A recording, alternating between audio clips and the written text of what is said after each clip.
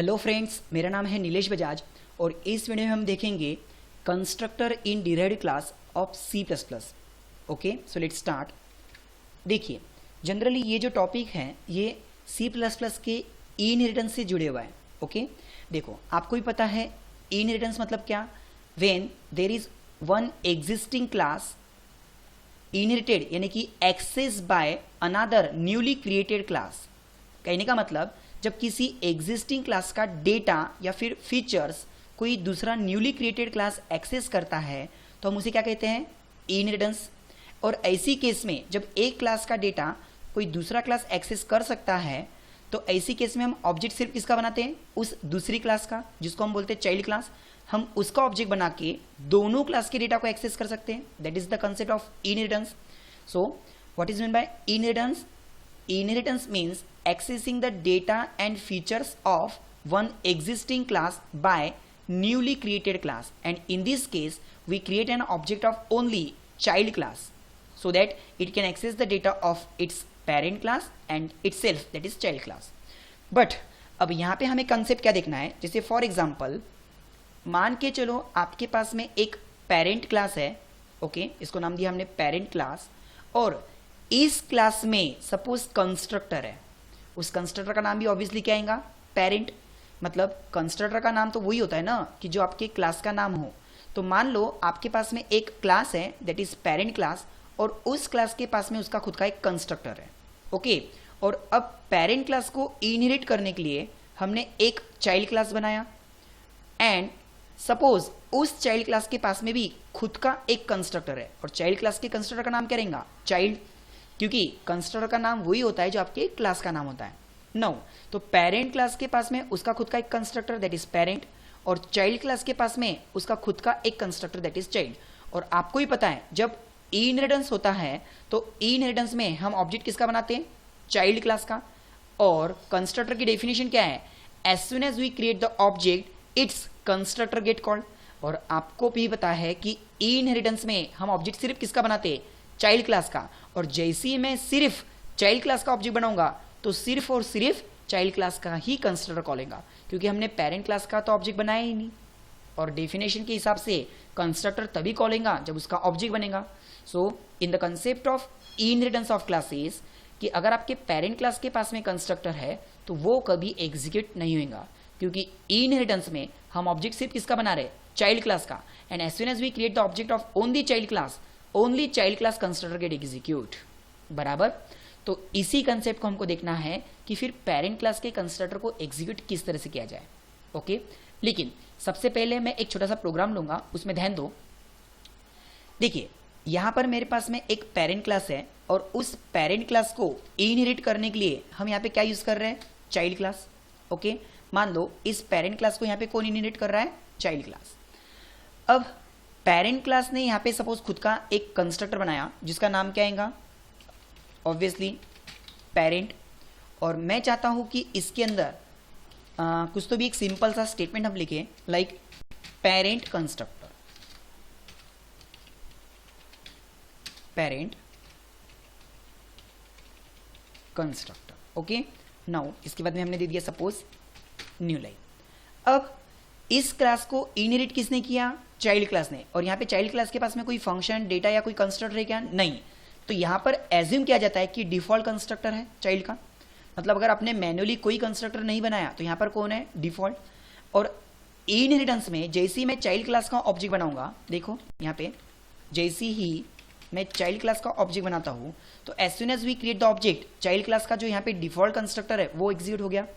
और basic rule क्या है कि चाइल्ड क्लास का डिफॉल्ट कंस्ट्रक्टर खुद ब खुद सबसे पहले पेरेंट क्लास के कंस्ट्रक्टर को कॉल करेगा, लेकिन वो कंस्ट्रक्टर सिंपल होना चाहिए। मतलब अगर आपके पेरेंट क्लास के पास सिंपल कंस्ट्रक्टर है तो चाइल्ड क्लास के डिफॉल्ट कंस्ट्रक्टर से ऑटोमेटिकली वो कंस्ट्रक्टर कॉल हो जाएगा। मतलब as soon as you create the object of child class के डिफॉल्ट कंस्ट्रक्टर से बाय डिफॉल्ट पेरेंट क्लास का सिंपल कंस्ट्रक्टर कॉल हो जाएगा। देखो, लेकिन तो मैं यहाँ पे लिख देता हूँ पेरेंट सिंपल कंस्ट्रक्टर। ओके, तो देखो अब मैं इस प्रोग्राम को एग्जीक्यूट करता हूँ। देखिए, पेरेंट सिंपल कंस्ट्रक्टर। या फिर अगर आपके पेरेंट क्लास के पास में कंस्ट्रक्टर है और चाइल्ड क्लास ने भी कंस्ट्रक्टर बनाया सपोज, अब चाइल्ड क्लास के कंस्ट्रक्टर का नाम क्या आएगा, चाइल्ड। चलो इसमें मैं क्या लिखता हूं, सी आउट, यहां पे लिखा सपोज मैंने child simple constructor, okay. And इसके बाद में भी हम यहां पे क्या दे देते हैं, न्यू लाइन। अब यहां पे फिर से अगेन कोई प्रॉब्लम नहीं है, क्यों, क्योंकि as soon as you create the object of child class, तो चाइल्ड क्लास का कंस्ट्रक्टर कॉल हुआ, और चाइल्ड क्लास का कंस्ट्रक्टर लेकिन सबसे पहले प्रेफरेंस किसको देगा, तो पेरेंट क्लास के कंस्ट्रक्टर को। मतलब as soon as you create the child class object, child class constructor get execute, but child class का कंस्ट्रक्टर पहले किसको एग्जीक्यूट करेगा, पेरेंट क्लास के कंस्ट्रक्टर को, एंड देन फिर खुद का output, that is child class constructor को। देखो सो पहले किसका आउटपुट आया, parent class simple constructor, then किसका आउटपुट आया, चाइल्ड क्लास सिंपल कंस्ट्रक्टर। लेकिन अब प्रॉब्लम कहां से स्टार्ट होता है कि अगर आपके पेरेंट क्लास ने पैरामीटराइज कंस्ट्रक्टर बनाया सपोज, ओके, यहां पे मैं नाम दे देता हूं अब सिंपल की जगह पे पैरामीटराइज कंस्ट्रक्टर, ओके, यहां पे हमने नाम क्या दिया सपोज पैरम कंस्ट्रक्टर, और चाइल्ड क्लास ने अगर कोई भी कंस्ट्रक्टर नहीं बनाया, तो अब इसका मतलब ये नहीं कि as soon as you create the object of child class default constructor पहले पेरेंट को एग्जीक्यूट करेगा, नहीं, सिंपल रहता था तो एग्जीक्यूट हो जाता था। लेकिन यहां पर कैसा है कि पैरामीटराइज कंस्ट्रक्टर होने की वजह से अब आपको यहां पे कंस्ट्रक्टर बनाना भी कंपलसरी है, और बाय डिफॉल्ट एक्सप्लिसिटली इसको कॉल करना भी कंपलसरी है, अदरवाइज एरर। तो सबसे पहले अगर आपके पेरेंट क्लास के पास में सिंपल कंस्ट्रक्टर रहता था तो वो ऑटोमेटिकली एग्जीक्यूट पहले हो जाता था, लेकिन अगर आपके पेरेंट क्लास के पास में पैरामीटराइज कंस्ट्रक्टर है तो कंपलसरी यहाँ पे कंस्ट्रक्टर बनाना पड़ेगा चाइल्ड क्लास में, भले ही वो कंस्ट्रक्टर सिंपल हो या पैरामीटराइज हो, और फिर उस कंस्ट्रक्टर के थ्रू आपको ऊपर का पैरामीटराइज कंस्ट्रक्टर कॉल करना पड़ेगा। मतलब बाय यूजिंग कोलन ऑपरेटर ऊपर का जो पेरेंट नाम का कंस्ट्रक्टर है उसको कॉल करना पड़ेगा विथ सम वैल्यूज। देन भले ही फिर आप इसके अंदर अपना खुद का एक मैसेज लिख सकते like cout child simple constructor, okay, और इसके बाद में हमने लिखा सपोज ENDL न्यू लाइन। तो अब यहाँ पे क्या होगा, as soon as you create the object of child class का कंस्ट्रक्टर कॉल होगा, बट चाइल्ड क्लास का कंस्ट्रक्टर पहले किसको प्रेफरेंस दे रहा है, तो पेरेंट क्लास के कंस्ट्रक्टर को कॉल कर रहा है, और ये कंपलसरी क्यों था, क्योंकि वो पैरामीटराइज कंस्ट्रक्टर था जिसमें हमने वैल्यू पास की, और फिर ऊपर एक आउटपुट क्या आएगा, पहले पेरेंट परम कंस्ट्रक्टर, एंड देन आउटपुट किसका आएगा, चाइल्ड सिंपल कंस्ट्रक्टर। देखो ओके, यदि आपका सपोज चाइल्ड क्लास का भी कंस्ट्रक्टर पैरामीटराइज है तो यहाँ पे आपको सिर्फ क्या करना है, कि at the time of creation of object of child class आपको यहाँ से सिर्फ वैल्यू पास करना है। सपोज यहाँ से वैल्यू पास की मैंने 10, तो as soon as you create the object with value child class का पैरामीटराइज कंस्ट्रक्टर कॉल होगा, और वो कंस्ट्रक्टर पेरेंट क्लास की भी पैरामीटराइज को कॉल करेगा।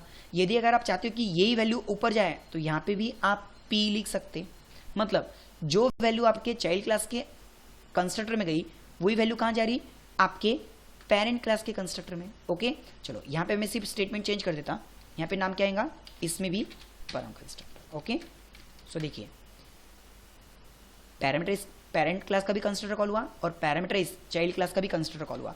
इसीलिए इस कंसेप्ट को नाम दिया कि अगर आपके इनहेरिटेंस में, जब आप इनहेरिटेंस कर रहे हो और अगर आपके पेरेंट क्लास के पास में कंस्ट्रक्टर है पैरामीटराइज, तो चाइल्ड क्लास में कंस्ट्रक्टर बना के ऊपर का कंस्ट्रक्टर कॉल करना कंपलसरी है। इसीलिए इस टॉपिक का नाम क्या है, constructor in derived class. Okay, I hope आपको ये कंसेप्ट समझ में आया होगा।